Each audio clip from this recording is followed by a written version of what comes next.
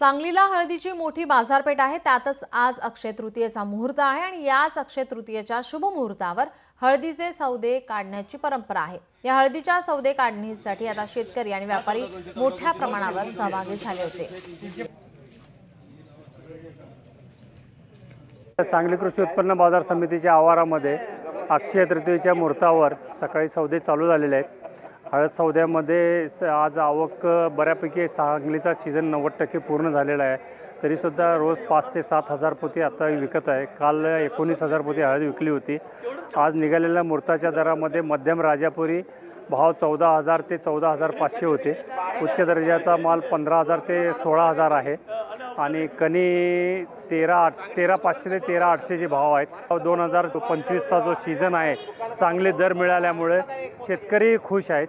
माल क्वालिटी चांगली आल्यामुळे मार्केटिंग फास्ट झालेलं आहे। लोकशाही मराठी ऐका, पहा, जागरूक रहा।